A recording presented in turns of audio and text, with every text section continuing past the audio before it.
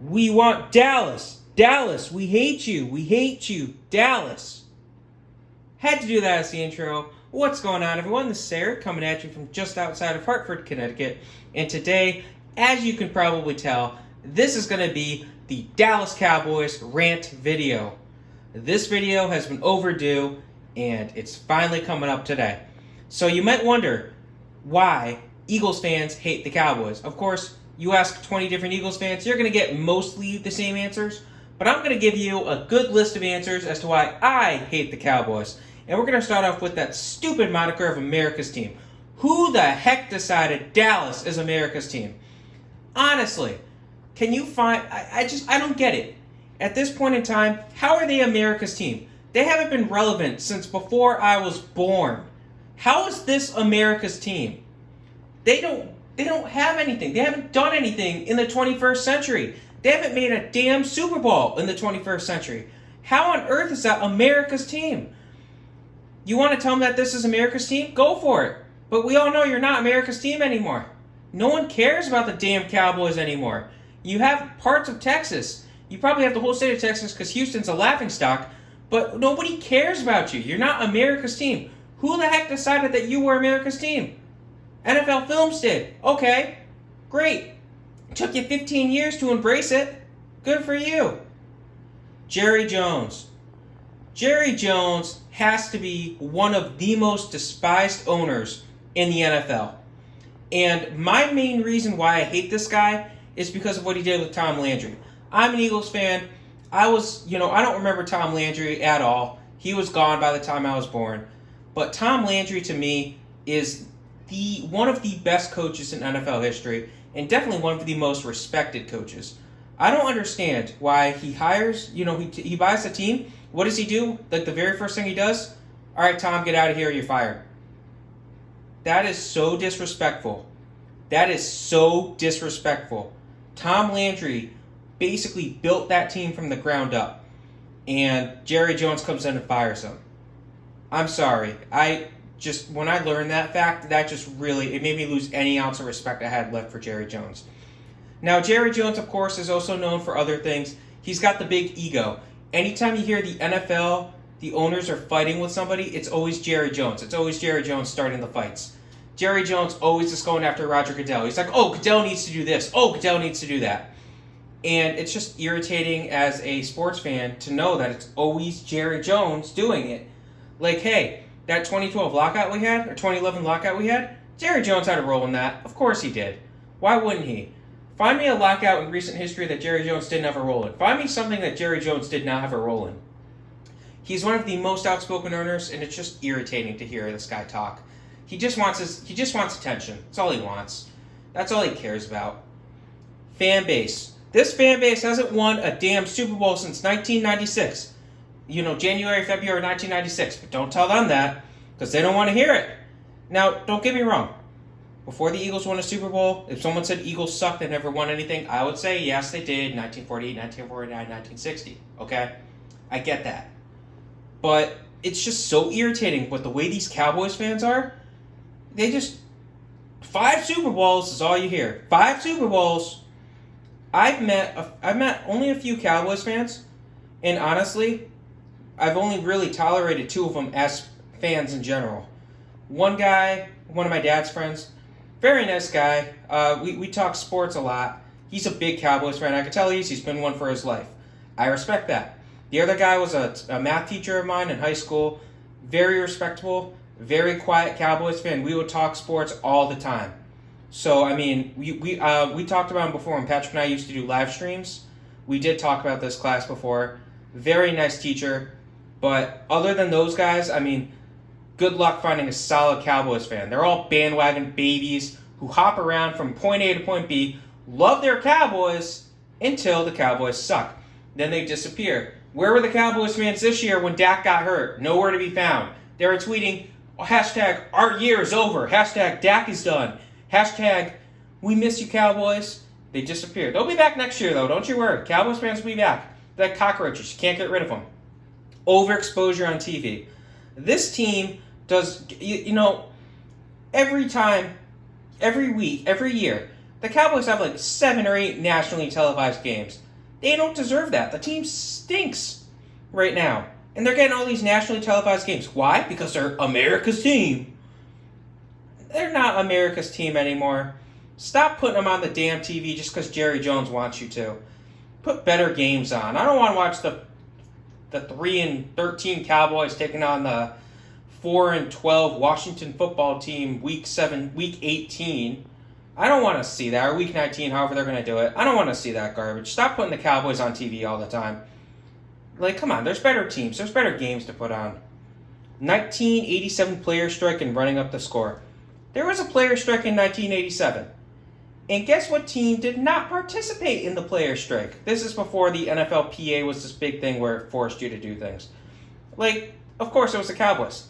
And of course, there was a game where the Cowboys scabs played the Eagles. And the Eagles had a bunch of run-on guys, and, Cowboys ran up the score of that game. Keep in mind, this is veterans. This is an established Dallas Cowboys team taking on an Eagles team that's mostly, college players that were not on the team. College players that couldn't make it in the NFL. Of course the Cowboys won that game. Why would you run up the damn score? And then another thing that happened around this time is the Cowboys would claim the Eagles were putting bounties on them. Grow up. Hits are hits.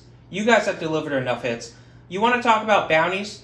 Let's talk about what's-his-face, Williams' horse collar tackle on Terrell Owens in 2004 that broke Owens' leg.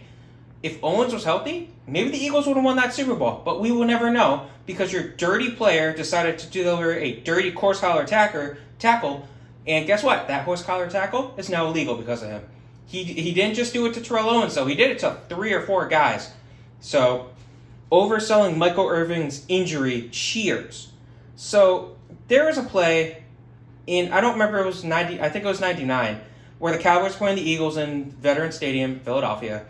And Michael Irvin, of course, a Hall of Famer, one of the best receivers in the history of the league, or probably the best in the history of Dallas' history by far. He goes to make a play. He takes a hit, pass incomplete. It was a 3rd down, and he's laying there on the ground. And of course, Eagles fans are cheering. Now, in reality, they were cheering because it was a 3rd down play and the pass was broken up. So now it's 4th down. Dallas is going to punt. You don't hear that, though. You hear, oh, the Eagles fans are so bad, they were cheering Michael Irvin's injury. No, that's not what happened. They were cheering a 3rd down. Listen, I respect him. I respect Irvin. Obviously, you never want to see a player get hurt, especially a spinal injury.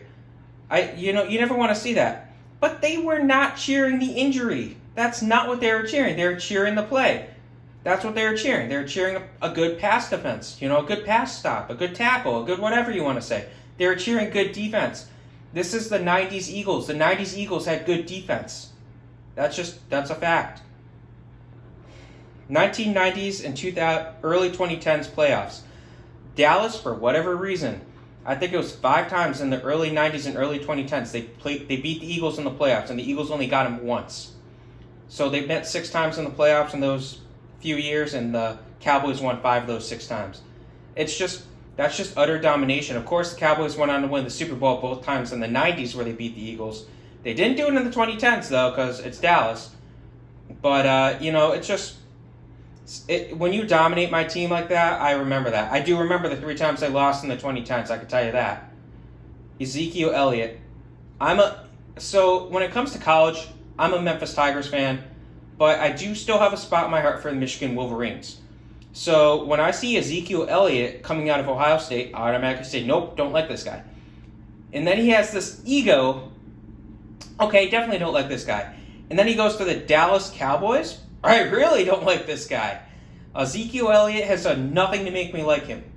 This guy thinks he's cool. He jumps into the Salvation Army pot when he scores a touchdown. He wears those stupid crop jerseys. This guy needs to prove himself. I know Cowboys fans are starting to get fed up with him, because we saw what happened in 2020. He's clearly a product of his offensive line. You could take an okay running back, put him in that Dallas system with that elite offensive line, they're going to have great numbers. Ezekiel Elliott is just an overpaid running back, in my opinion, and in many people's opinion at this point. So, congratulations. You guys are stuck with him.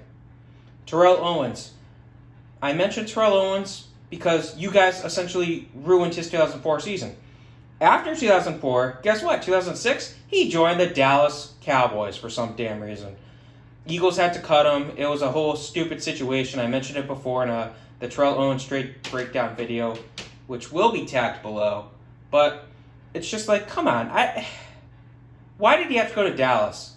Why did Dallas have to give him this contract? And then he did all this garbage. There's a game, his first game in Philadelphia, where Terrell was doing the thing. He was egging on the fans. They were booing him. He was egging them on. You know, they were doing their flag Eagles fly. He was mocking them. It's more on T.O. than Dallas, but come on, man. Dak Prescott. I can't stand Dak Prescott. He's one of the biggest crybabies in the league right now. And it just, I don't want to hear anything about Dak Prescott anymore. I had to list him as a bullet point. Team of criminals and murderers? That is correct. I mean, let's talk about, you could fill a laundry list of players that this team has acquired and kept who've had criminal concerns.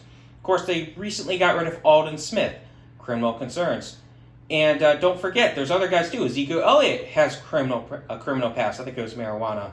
I could be wrong on that one, but and there's just so many players that this team signs. And that's the thing, they signed them. Greg Hardy, criminal past. It's not guys that you draft and then you find out, oh hey, you know this guy has problems. No, they're signing them as free agents. Someone cuts him. Oh, he's really good, but he got committed for he committed domestic violence 2 years ago. He just got out of jail. Who cares? He's a good player. And then don't forget, there was a point where the Cowboys had two of their teammates driving, and I think they were driving under the influence, and I don't remember their names. It was a 7th-round pick and a practice squad guy, and the guy who's driving ends up crashing the car, and it kills his friend. So what do the Cowboys do? They keep him on their team. Typical Dallas. Obviously it wasn't intentional, but it shows you what Dallas does. Jerry Jones again. Why not mention Jerry Jones again? This guy is so ridiculous. All he does is pumps his own damn ego. I don't want to hear Jerry Jones talk. If I see him on the TV, I just try to turn off the TV. I just can't stand that guy. Him and Chris Christie, because don't forget, Chris Christie is a big Cowboys fan. I don't understand how Chris Christie became the governor of New Jersey. New Jersey's full of Eagles fans and Giants fans. How the heck did he become the governor of New Jersey when he's such an outspoken Cowboys fan? Never understood that. I hate seeing those two in the Cowboys press box together, talking, laughing. I can't stand either of them. Let the two of them both suffer in silence like the rest of the Cowboys fan base. Lastly, Troy Aikman and Jason Witten as announcers. Bias, bias, bias. Aikman's not as bad, okay? Aikman, I don't like listening to him talk because he gets annoying sometimes. But I do respect Troy Aikman as an announcer. I could have listed Tony Romo on this too, but, Aikman, he's probably the best of these three. He's not bad. He'll mention sometimes he'll start talking trash about a couple former Eagles, but he never disses, Reggie White, for example. So I respect that. Tony Romo has a recency bias, so he'll trash the Eagles and the Giants in Washington as well, and it just really gets annoying. Jason Witten's the one that really irritates me.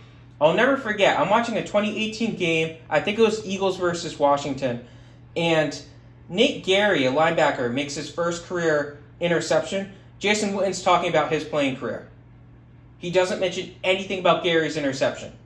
I'm just like, yo, wait a second now. Nate Gary just made his first career interception. We're not going to talk about that. We're going to talk about your playing career. I don't want to hear that garbage. I want to hear about Nate Gary getting his first career interception. Give the man some credit. But it's Dallas. What do you expect? So, of course, I hate the Dallas Cowboys because, of course, they're Dallas, and we hate you, and we want you to play us in the playoffs when we can beat you. Right now, you're probably going to beat us, but, yeah. Cowboys, can't stand you guys. Can't stand the Cowboys. Trust me, there's a lot I want to say that I can't say. I hate the Dallas Cowboys.